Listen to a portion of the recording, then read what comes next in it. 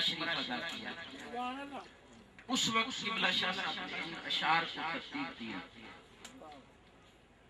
اور اس کے بعد آپ نے اپنی دوسری نعت لکھی۔ انس اس کے پہلا شعر بولے، آئے محمد پیار سے پیارے، ہر جان ہر سو حسن گزارے۔ جب قبلہ نے یہ نعت مکمل کی تو میری قبلہ کی خدمت میں روزانہ حاضری ہوتی عرصہ سے، تو قبلہ مجھے یہ نعت سنایا کرتے۔ آپ کے ہاتھ کی لکھی ہوئی یہ نعت میرے پاس موجود ہے۔ مجھے حکم فرمایا تھا کہ ایک ڈائری بنائیں، اس پہ کچھ لکھ دیا کرتے۔ بس کیا خبر کہ آپ جانے والے ہیں، اس وقت آپ نے یہ اشعار سنائے مجھے کہ ایک نعت میں نے یہ لکھی ہے، اس کو مکمل کر دیا، اور یہ اشعار یہ جو ابھی صاحب نے پڑھے ہیں، آیا ہے بلاوا مجھے دربار نبی سے، یہ بھی مجھے دکھائی کہ یہ میں نے نعت لکھی ہے، اور ابھی اس کو جاری رکھنا تھا کہ اللہ رب العزت کی طرف سے بلاوا۔ اور قبلہ شاہ صاحب علیہ الرحمہ بے-تاب تھے، جب بھی جاتا یہ نعت مجھے دکھائی آخری دنوں میں، تو میں نے نعت دکھائی، پڑھائی، تو میں نے عرض کی حضور میں نے شرک پور شریف جانا ہے، وہاں عرس، تو آپ فرمانے لگے کہ ضرور جانا ہے۔ 2-3 مرتبہ پہلے جب جانے کے لیے انہی تاریخوں میں پوچھتا تو آپ مجھے اجازت دیتے، بلکہ ایک مرتبہ فرمایا کہ مین دروازے کی طرف سے جانا، وہاں ایک بزرگ اس طرح کے ملیں گے، ان کو میرا سلام کہنا اور کچھ ان کو دے دینا۔ تو اس مرتبہ آپ فرماتے کہ ضرور جانا ہے۔ میں نے کہا حضور تیاری کی ہوئی ہے، 2-3 دوست ساتھ ہیں، جانا ہے۔ تو یہ نعت اس انداز سے پڑھ کر مجھے سنایا کرتے، یعنی آپ کا اپنا انداز تھا، اس میں وہ خود بھی لذت محسوس کرتے تھے، ہمیں بھی لذت آتی، اور وہ بےتابی تھی۔ اس کے بعد میں نے حضرت بلال حبشی رضی اللہ تعالیٰ عنہ کا واقعہ پڑھا کہ جب حضور نبی رحمت تاجدار کائنات علیہ الرحمہ اس دار فانی سے رخصت ہو گئے، آپ وصال فرما گئے، کل نفس ذائقۃ الموت کا امر صادر ہوا، تو حضرت بلال جو عاشق رسول تھے وہ رہے حضرت سیدنا ابوبکر صدیق کے دور میں کچھ عرصہ مدینہ پاک۔ حضرت بلال کی آنکھیں تو وہ تھی جب اذان میں اشہد ان محمد رسول اللہ کہتے تو مصطفیٰ کریم علیہ السلام کا دیدار کرتے۔ اب حضرت بلال کی ڈیوٹی تو یہ تھی جو خود ہی لگا رکھی کہ آقا کے آنے والے مہمانوں کی خدمت کرتے، ان کے لیے خورد و نوش کا انتظام کرتے، اور کبھی گھر میں کچھ نہ ہوتا تو حضرت بلال آقا کے مہمانوں کی خدمت کے لیے ایک یہودی سے قرض لے لیتے، آقا کی بارگاہ میں آنے والے مہمان بھوکے نہ رہتے، ان کی خدمت۔ حضرت بلال رضی اللہ تعالیٰ عنہ حضور کے گھر کے کام کاج، گھر میں خورد و نوش کی چیزیں لانا حضرت بلال نے ڈیوٹی لے رکھی تھی، خادم خاص تھے۔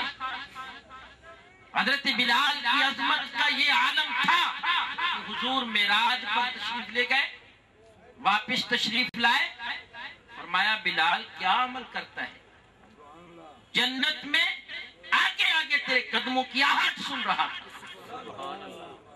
نعرہ تکبیر، نعرہ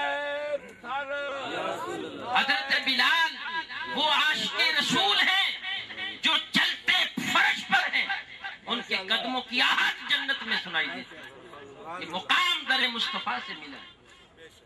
تو میں نے حضرت بلال کا یہ واقعہ پڑھا کہ حضرت سیدنا ابوبکر صدیق رضی اللہ تعالی عنہ کا زمانہ مبارکہ تھا، 2 سال 3 ماہ آپ کا زمانہ خلافت ہے حضرت سیدنا ابوبکر صدیق کا۔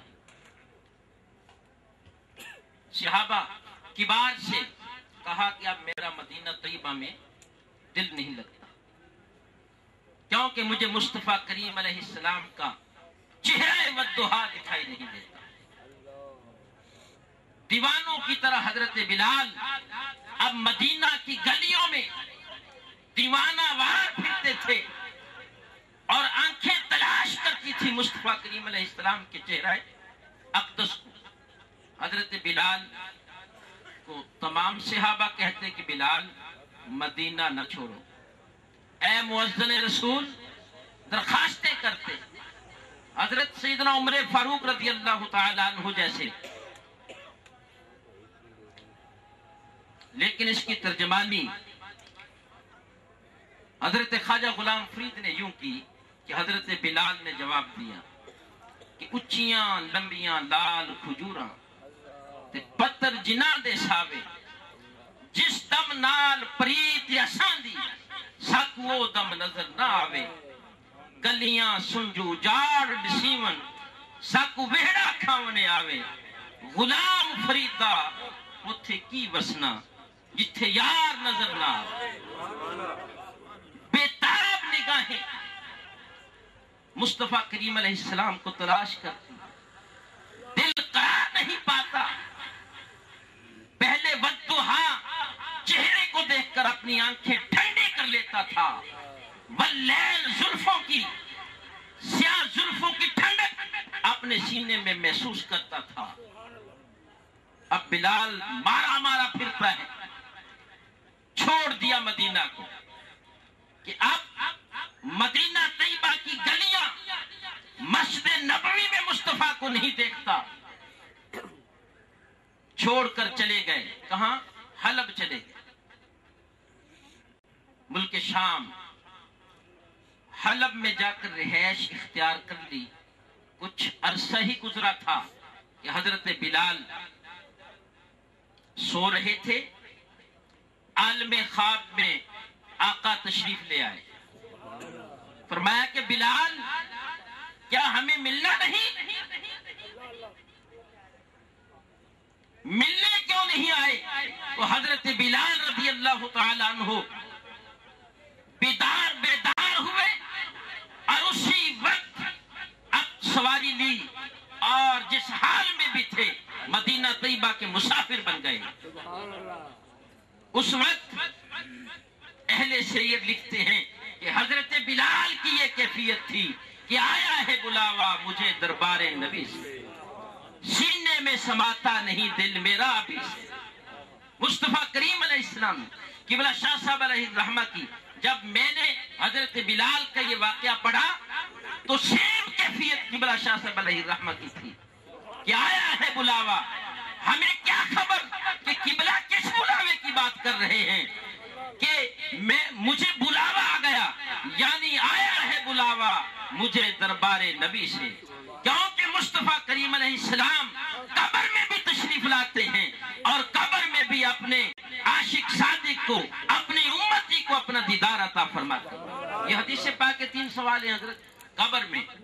तो किबला शाह साहब अलैहिर्रहमा की कैफियत यही थी कि आया है बुलावा। हजरत बिलाल रज़ी अल्लाह तआला अन्हु जिस बेताबी, बेकरारी और इज़्तिराब के साथ सफर तय करके मदीना तैयबा में पहुंचे तो हजरत बिलाल दरे रसूल पर जा हाजिरी दी और आका की कब्र के साथ लिपट गए और गिरिया जारी थी। हजरत बिलाल रज़ी अल्लाह तआला अन्हु आशिक़े रसूल मुअज़्ज़िन मुस्तफा जब मदीना में दाखिल हुए, मदीना में ये निदा आम हो गई कि आशिक़े रसूल हजरत बिलाल आ गए। पूरा मदीना उमंड आया। हजरत बिलाल रज़ी अल्लाह तआला अन्हु आंखों से आंसुओं के मोती निछावर हो रहे हैं, दरे मुस्तफा है, लिपट गए हैं। जब आशिक सादिक की बेकरारी में कुछ फर्क आया, कुछ सबर आया, मदीना पाक के मर्दो जन और बच्चे जमा थे, सारे हजरत बिलाल से मिले और सभी ने कहा कि आज मुअज्जिन रसूल आ गए, हजरत बिलाल आ गए। आज क्यों ना ऐसा करें कि हजरत बिलाल से वही अजान सुन लें। हजरत बिलाल को दरखास्तें करते रहे لیکن حضرت بلال کہنے نہ لگے. صحابہ نے کہا ایسے بات نہیں بنے گی، حسنین کریمین کو کہا جائے کہ وہ حضرت بلال کو کہے. پھر شہزاد خان نے حضرت بلال کی خدمت میں عرض کی کہ ہمیں وہی اذان سننے کو دل چاہتا ہے جو نانا جان کے دور میں آپ پڑھا کرتے تھے. تو اہل سیر لکھتے ہیں کہ حضرت بلال رضی اللہ تعالیٰ عنہ نے اذان کہی اور وہ صدا مدینے میں گونجی تو لوگوں کو ایسا محسوس ہونے لگا کہ مصطفیٰ کریم علیہ السلام تشریف لے آئے. ایسا سما بن گیا. اہل مدینہ کا بیان ہے کہ اس طرح کا سما حضور کی وفات کے بعد کبھی پیدا نہیں ہوا تھا جو مؤذن رسول حضرت بلال کی صدا پر. نعرہ تکبیر.